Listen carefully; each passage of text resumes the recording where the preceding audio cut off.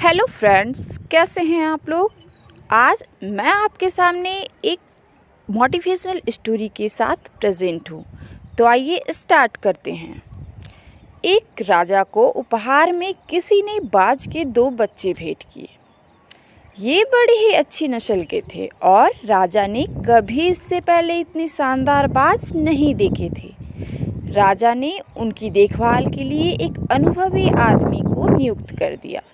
कुछ समय पश्चात राजा ने देखा कि दोनों बाज काफ़ी बड़े हो चुके थे और राजा ने बाजों की देखभाल कर रहे आदमी से कहा, मैं इनकी उड़ान देखना चाहता हूँ, तुम इन्हें उड़ने का इशारा करो। आदमी ने ऐसा ही किया।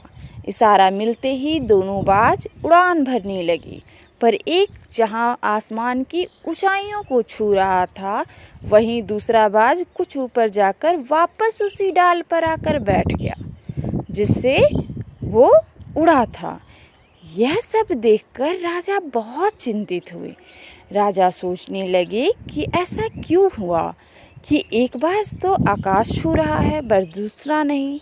यह देख राजा को अजीब लगा। राजा ने सवाल किया, क्या बात है, जहाँ एक बाज इतनी अच्छी उड़ान भर रहा है वहीं ये दूसरा बाज उड़ना ही नहीं चाह रहा।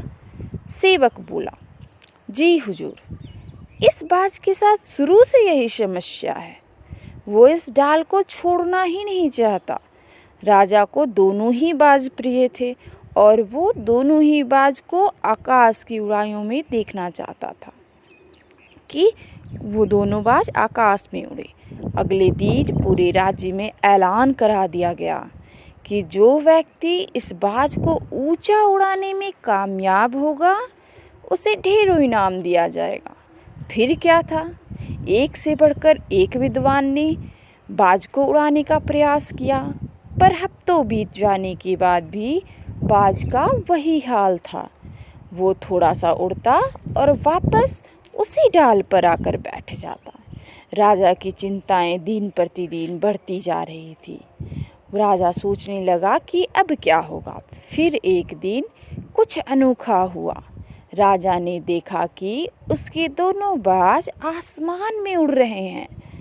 राजा को अपनी आंखों पर यकीन ही नहीं हो रहा था और उन्होंने तुरंत उस व्यक्ति का पता लगाने को कहा जिसने यह कारनामा कर दिखाया था। राजा बहुत खुश हुआ अपने बाजों को आकाश में उड़ता देखकर। फिर उस व्यक्ति को बुलाया गया। वह व्यक्ति एक किसान था। अगले दिन वह दरबार में हाजिर हुआ। उसे इनाम में स्वर्ण मुद्राएं भेंट करने के बाद राजा ने कहा, मैं तुमसे बहुत प्रसन्न हूँ, बस तुम इतना बताओ कि जो काम बड़े बड़े विद्वान नहीं कर पाए वो तुमने कैसे कर दिखाया। उस बाज को कैसे उड़ाया तुमने। किसान क्या बोलता। वो बोला, मालिक, मैं तो एक साधारण सा किसान हूँ, ज्ञान की बातें मैं नहीं जानता। मैंने तो बस वो डाल ही काट दी जिस पर बैठने का वो बाज आदी हो चुका था। अब डाल जब रहेगी ही नहीं तो वो अपने साथी के साथ ऊपर उड़ने को मजबूर रहेगा। तो राजा बोले, क्या तुमने इतनी छोटी सी काम में बाज को उड़ा दिया। फ्रेंड्स, हम सबके साथ ऐसा है।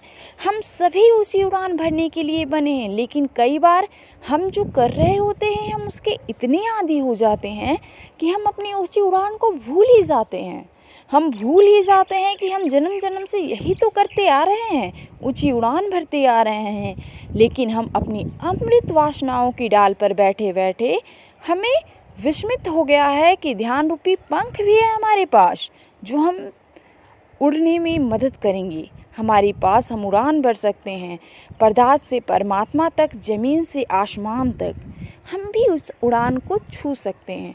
फ्रेंड्स, कहानी तो थी ये बाज की, लेकिन आज ये कहानी हर एक ह्यूमन बीइंग्स की है। तो कहानी समझ में आपको आ गई होगी। Thanks for watching. Thank you.